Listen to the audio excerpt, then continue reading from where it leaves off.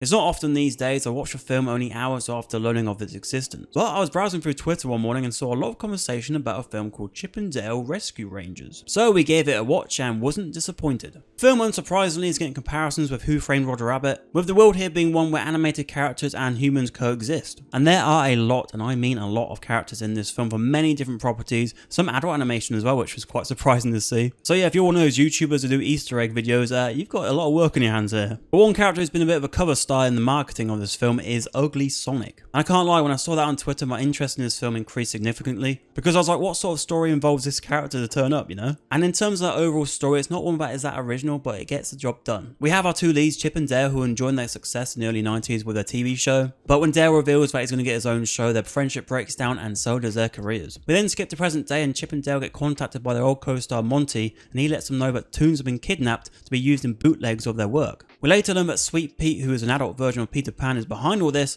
and there we have it, our rescue adventure. And the controversy around this character online was another reason why I decided to watch the film, as it was highlighted on Twitter that this film could be seen as insensitive. This is due to the fact that the original voice actor of Peter Pan, Bobby Driscoll, tragically passed away. He died of heart failure from long-term drug abuse at the age of 31, and his body was found unfortunately by two young boys. As his body was an unclaimed body, he was buried in an unmarked grave. His mother searched for his whereabouts until a fingerprint match helped her and the family learn of his fate. And as I mentioned earlier, the main antagonist of this film is an old and washed up Peter Pan, and a lot of people online have been saying this is a tasteless inclusion in the film. At that time of recording, the filmmakers have yet to come out to say what the inspiration was behind this character, so you could say that this was all a coincidence, but out of all the characters up for selection here, I don't believe that was the case. The whole film is based upon Chip and Dale once being big stars, but after a couple of missteps of their own making, poof, they get thrown out. With Sweet Pete, it was not under his control. He aged as we all do, and Disney had no use for him, so got rid. This is very much a parallel with the Bobby Driscoll story and commentary on the awful treatment of child stars once they fulfilled their duty. And this is what I believe to be the underlying message of the film. I feel this scene and the choice of words here are not by accident.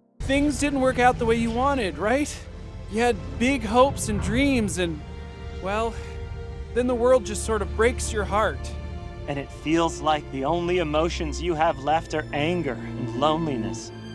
But you're not alone. None of us are. Yes, Pete is the antagonist here, but I believe the real villain here is, in this case, Disney. Though you may think, why would Disney make a film about Disney in this light? What I believe is those who worked on this film wanted to call out their predecessors and also Hollywood as a whole, as Disney are only one of many studios that have acted in such a manner. By doing so, I have learnt the tragic story of Bobby Driscoll, and it's created discussion on the topic, even this video you're watching right now. And just because a topic isn't nice to talk about doesn't mean we shouldn't discuss it. The dark side of Hollywood is well known, but highlighting examples that may not be public knowledge, I'm here for if it can help shape a better future. As the saying goes, those who cannot remember the past are condemned to repeat it. Or this could be a lot of waffle, or next week the producers come out and say they just had a list and they picked a character from it. Regardless, the film does what good family films do, and it creates a fun time for the kids but also an enjoyable time for the adults. With fantastic voice work across the field, but special mention to John Mulaney and Andy Samberg as Chip and Dale. They worked off each other really well, and I'd love to see them in more projects in the future. And the director here was another Lonely Island team member in Akiva Schaffer. So if a Chip and Dale film with a lot of meta comedy and a lot of Easter eggs in it is your cup of tea, then I think you might have a good time with this. Of course, your position on the film could change due to what your feelings are on that Peter Pan situation, but let me know all your thoughts in the comments below. If you like the video, I owe you a chipmunk, and I'll see you in the next one.